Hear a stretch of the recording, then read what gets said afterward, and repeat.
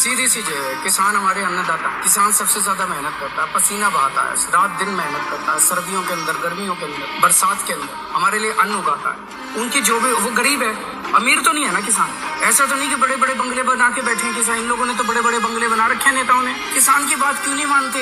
किसान की नाजायज, किसान की मांग क्या है? किसान कह रहे हैं मेरी फसल का मेरे को पूरा दाम मिलना चाहिए। मिलना चाहिए कि नहीं मिलना चाहिए? मिलना चाहिए। उसकी बात क्यों नहीं मानते? किसान को ये क्यों करना? नमस्ते बंधुओं, ये हैं आदरणीय केजरीवाल साहब, जो बता रहे हैं कि किसानों को उनका अधिकार क्यों नहीं दिया जाना चाहिए। वो तो बहुत गरीब लोग हैं बेचारे, बहुत सामान्य लोग हैं, और उनको एमएसपी की गारंटी देना क्या क्यों नहीं दी जा सकती? वो कौन सा महलों में रहते हैं नेताओं की तरह?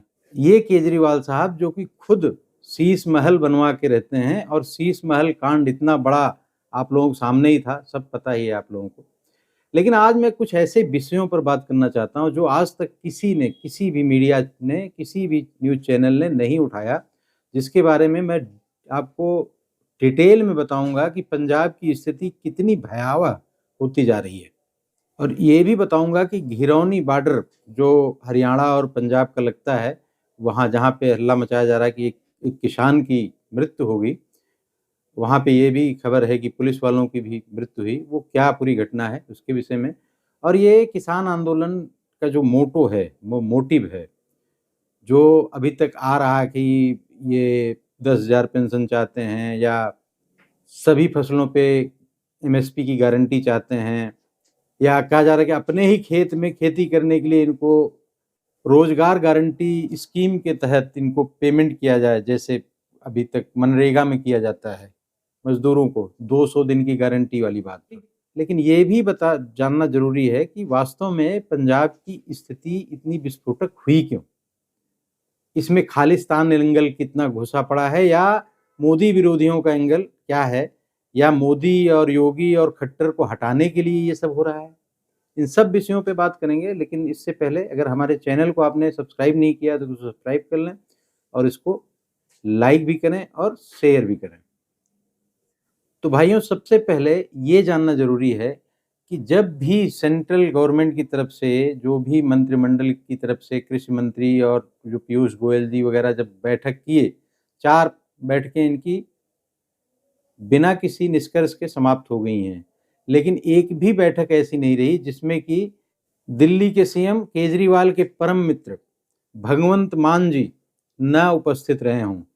और ये सारा सिस्टम जो किसान मूवमेंट को देखने से स्पष्ट हो जाता है कि इसमें कांग्रेस ने भले माहौल बनाया हो, लेकिन आम आदमी पार्टी का इसमें सबसे बड़ा रोल रहा है। और ये जो समझौते नहीं हो रहे हैं, इसके पीछे भी आम आदमी पार्टी का, भगवंत मान का हाथ है, क्योंकि पंजाब की सत्ता ही इन्होंने खालिस्तानियों को डायरेक्टली इनडायरेक्टली सपोर्ट करके ही पाई है। अब उसी का कर्ज चुकाने के लिए, और मोदी दोबारा ना आए, मोदी सेंट्रल में ना आने पाए, क्योंकि भाई कोई भी बिल पास होना था तो ये तो जब संसद का सत्र होता है उसमें पास होता है। अब तो कोई संसद का सत्र होने वाला नहीं है 2024 के इलेक्शन के पहले। उसके बाद किसानों में इस तरह का उबाल क्यों आया? और आपने बहुत सारे स्टेटमेंट भी देखे होंगे। कांग्रेस के एक बहुत वरिष्ठ नेता हैं, पंजाब के किसान नेता हैं, किसान नेता भी हैं, वो कह रहे हैं कि जी बहुत कम समय था और मोदी का ग्राफ बहुत बढ़ गया था राम मंदिर की वजह से, तो इसको थोड़ा न्यूट्रलाइज करने के लिए हमने इस मूवमेंट को शुरू किया है। बहुत सारे किसान वहाँ पे जो इकट्ठा हैं, सिंधु बॉर्डर पे और घरौनी बॉर्डर जो है, वो दोनों बॉर्डरों पे जो भी किसान, ये सब यही इनका कहना है कि भाई हम विपक्ष की लड़ाई लड़ रहे हैं, विपक्ष को, विपक्षी पार्टियों को जो करना चाहिए वो काम किसान कर रहे हैं। इससे पहले के किसान आंदोलन ने तीनों कृषि कानून खत्म करवा के, वैसे भी जो सामान्य किसान हैं, जो बहुसंख्यक कृषक वर्ग है, उसका बहुत अहित कर चुका है। पूरे भारतवर्ष के परिप्रेक्ष्य में देखा जाए तो 7% किसानों के पास कृषि योग्य 46% भूभाग, और बाकी जो 80% किसानों के पास मात्र 30% कृषि योग्य भूमि है। उनके पास इतना भी, वो तो जीविकोपार्जन के लिए कृषि कार्य कर रहे हैं, उनके पास इतना भी नहीं होता कि वो एमएसपी पे अपने जो उत्पाद हैं उसको बेच सकें। वो तो जीवन निर्वहन करने के लिए ही कृषि कार्य में लगे हुए हैं। 80% ऐसे किसान हैं जिनके पास 1 हेक्टेयर से भी कम भूभाग है कृषि योग्य, तो वो अपने ही जीविकोपार्जन के लिए कृषि कार्य करते हैं। ये पूरा आंदोलन पंजाब के एक जो समृद्ध किसानों का एक वर्ग है, जिसमें आड़तिए भी जुड़ते हैं, ये सब लोगों ने मिलकर बहुसंख्यक किसानों के विरुद्ध एक तरह से षड्यंत्र करके अपने निहित राजनीतिक और आर्थिक स्वार्थ के लिए इतना बड़ा मूवमेंट खड़ा किया है, और जिसमें अगर सही से इन्वेस्टिगेट किया जाए तो पता चलेगा कि इसमें सिर्फ खालिस्तानियों का ही पैसा नहीं लगा है। खालिस्तानियों के पास जब से पाकिस्तान कमजोर हुआ है, आईएसआईएस थोड़ा कमजोर हो गई है, तो चाइना का पैसा बहुत सारा लग रहा है। आप यहाँ भी जो मीडिया है, जैसे क्लिक मीडिया या बहुत सारे ऐसे मीडिया प्लेटफॉर्म हैं जहाँ पे चाइनीज पैसा लेकर इस तरह के आंदोलनों को, जो भारत को टुकड़े टुकड़े गैंग जो कहते हैं हम लोग, जो भारत को छोटे आइडेंटिटी के साथ जो संघर्ष कर रही हैं, जातियां हों चाहे ये किसानों के छोटे छोटे समूह, ये इनको प्रमोट करता है। चाइनीज पैसे लगे हुए हैं इसमें। और ये जो किसान, क्या किसान सिर्फ पंजाब में ही पाए जाते हैं? उत्तर प्रदेश में किसान नहीं है? राजस्थान में, मध्य प्रदेश में, या भारतवर्ष के किस क्षेत्र में, कौन सा क्षेत्र है जहाँ पे किसान ना हो? उनको कोई दर्द नहीं है, उनको कोई प्रॉब्लम नहीं हो रही है। ये पंजाब के किसानों को ही इतनी प्रॉब्लम हो रही है। 3-3, 4-4 करोड़ की गाड़ियों में बड़े बड़े डेक लगा के और इस तरह से आ रहे हैं। कल हाई कोर्ट ने भी इस पे बहुत बढ़िया एक टिप्पणी की पंजाब सरकार पे कि आपके राज्य में इतने बड़े बड़े मशीनरी, ट्रैक्टरों को बख्तरबंद गाड़ियों में तब्दील करके, बड़े बड़े पोकलैंड और बड़े बड़े जेसीबी मशीन लेकर के ये लोग दिल्ली की तरफ बढ़ रहे हैं, लग रहा है जैसे अटैक कर रहे हो, और आपकी सरकार सोई हुई है, आप कुछ नहीं करना चाहते हैं। कानून व्यवस्था भी राज्य का ही दायित्व होता है। इनको अपने मौलिक अधिकार तो सबको पता है, लेकिन मौलिक कर्तव्य के बारे में इनको बिल्कुल ज्ञान नहीं है। ज्ञान तो इनको कुछ भी नहीं है। ये बेसिकली खालिस्तानियों के सपोर्टर जितने हैं, ये बिल्कुल अंगूठा छाप, इनका एक ही मोटो होता है कि किसी तरह से यहाँ पे जमीन जायदाद बेच के और यहाँ से भाग जाएं कनाडा, और कनाडा में जाके इनको क्या करना है? उबर ओला चलाना है। इनके पास और कोई औकात नहीं है। वहाँ जाके जैसे नशाबाजी यहाँ होती है पंजाब में, उड़ता पंजाब ऐसे नहीं बोला जाता, वैसे ही कनाडा में इनके कई शहर ऐसे हैं जहाँ पे खुला इनका नशे का कारोबार चलता है। तो इस तरह के जो रहने वाले लोग हैं, ये यही सब ज्यादातर लोग सड़क पे हो हल्ला मचाने वाले ऐसे ही लोग हैं, क्योंकि वहाँ पे खालिस्तानियों के सिंपैथाइजर भी बैठे हुए हैं। और ये इतना पैसा कहाँ से आता है भाई इनके पास? किसान तो सामान्यतः अपने खेतों में दिन रात मेहनत कर रहा है। जो एक्चुअल किसान है वो वास्तव में बहुत मेहनत करता है, और उसको मिलना भी चाहिए। जैसे और सब सेक्टर्स में बहुत सारी असुविधाएं हैं, वैसे किसानों के पास भी बहुत सारी असुविधाएं हैं। लेकिन वो इस तरह से हवाबाजी करना, और बिल्कुल ऐसा लग रहा है जैसे कि पंजाब से फौज निकली है और दिल्ली पर अटैक करने आ रहे हैं। वहां पे तो कुछ ऐसे किसान नेता पाए जाएंगे जो मोदी 3 साल में मर जाएगा, योगी खट्टर को हटा दो, मतलब इस तरह की पॉलिटिक्साइज कर रहे हैं इस आंदोलन को। आंदोलन, किसान आंदोलन के नाम पे ये बेसिकली गंद फैला रहे हैं। किसानों का नाम लेकर ये शैतान भेड़िए किसान की आड़ में छुपे हुए हैं। आपको जानकर आश्चर्य होगा, पंजाब में खेती 85% खेती के मात्र गेहूं और धान की होती है। गेहूं और धान दोनों की एमएसपी सरकार देती है। धान एक ऐसा फसल है जिसमें सबसे ज्यादा पानी की जरूरत पड़ती है, और पंजाब में पानी का उतना ज्यादा वो नहीं है। नहरों से मात्र 20% सिंचित भूमि है पंजाब में, और ये मुफ्त में बिजली पाते हैं, और 80% इनकी सिंचाई ग्राउंड लेवल वाटर से करके, और वहां का वाटर लेवल आज के दौर में 150 से 200 मीटर नीचे चला गया है। इस तरफ इनका ध्यान नहीं है। पैसा कमाने की होड़ में इन्होंने जो रासायनिक खाद और कीटनाशक का उपयोग करते हैं ये लोग, इसकी वजह से वहां पे कैंसर स्ट्रीट बन रहे हैं, कैंसर सिटी डेवलप हो रही है पंजाब में।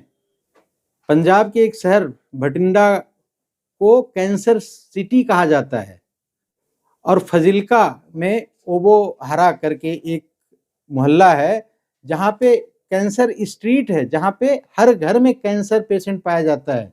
ये पंजाब के किसान अन्नदाता नहीं है, ना अन्न उपजा रहे हैं, ये जहर पैदा कर रहे हैं जो पूरे देश में बुरी तरह से फैल रहा है। और कैंसर हमारे देश में जितनी तेजी से बढ़ रहा है उसके लिए यही कीटनाशक और जो पेस्टिसाइड और यूरिया डाई जिस तरह का ये रासायनिक उपयोग किया जा रहा है, इसकी वजह से बहुत तेजी से फैल रहा है।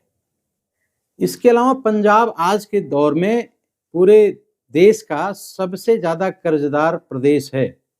वहाँ पे सब्सिडी, आपको जानकर आश्चर्य होगा कि बिजली सब्सिडी 2022-23 में 7,200 करोड़ रुपया पंजाब की बिजली सब्सिडी दी गई है। और 2023-24 में अनुमान है कि ये 7,500 करोड़ क्रॉस कर जाएगा। ये सब्सिडाइज रेट पर फ्री की बिजली और फ्री की सब्सिडी दुनिया भर की लेने वाले ये किसान, बड़े बड़े किसान जिनके पास ओडी और मर्सिडीज गाड़ियां बड़ी बड़ी और ट्रैक्टरों में 4-4, 5-5 लाख के बूफे सिस्टम लगा के जो धरना प्रदर्शन कर रहे हैं, ये किसानों के लिए नहीं कर रहे हैं। इनका मोटिव बिल्कुल डिफरेंट है, ये किसानों के एंगल से बिल्कुल नहीं सोच रहे हैं। और इसी तरह के कुछ पेड वर्कर हमारे पश्चिमी उत्तर प्रदेश में भी उछल कूद मचाने में लगे रहते हैं, लेकिन वहाँ तो सरकार ने एक बड़ा काम कर दिया कि आज एमएसपी जो है गन्ने पे 50 रुपया बढ़ा दिया। तो वहाँ के किसान तो अगर ये आंदोलन का नाम लेगा, टिकैत डकैत जो भी है, तो इसको तो पिटाई भी करेंगे वहाँ के किसान। ये स्थिति है। आपको कुछ वीडियो देखकर बड़ा आश्चर्य होगा कि वहाँ पे पैसे के बंटवारे को लेकर या पैसे के लिए, मोल भाव के लिए कि अगर एक महीने हम यहाँ बॉर्डर पे रहेंगे तो हमें 35,000 मिलेंगे या 50,000 मिलेंगे, इसको लेकर लड़ाइयाँ हो रही हैं।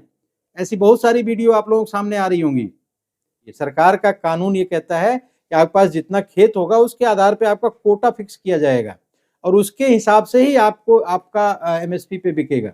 लेकिन इनको तो बिल्कुल डिक्टेटरशिप चलानी है कि जैसे हम चाहते हैं कि हम जैसे चाहें वैसे सरकार कानून बनाए। तो भाई 2 महीने बाद इलेक्शन है, आप सरकार को वोट मत दो, आप अपनी सरकार बना लो। भगवान मान को बनाए तो हो।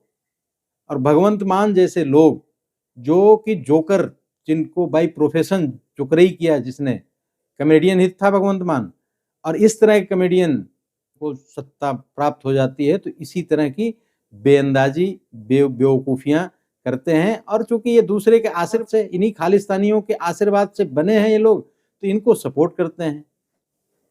और इनके आका, चूंकि 17 तारीख को उनको कोर्ट में पेश होना था और किस तरह से उनके ऊपर दिल्ली में शराब घोटाले वाला आरोप जो केजरीवाल झेल रहे हैं, तो उससे सबका दिमाग डाइवर्ट करने के लिए ये एक बड़ा षड्यंत्र और सरकार के खिलाफ एक आंदोलन खड़ा करने का एक प्रयास है किसानों का।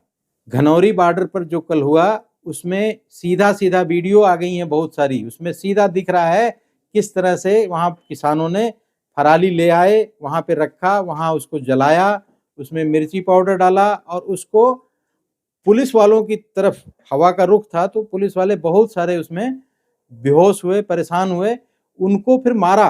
कम से कम 12 पुलिस वाले सीरियसली इंजर्ड हैं।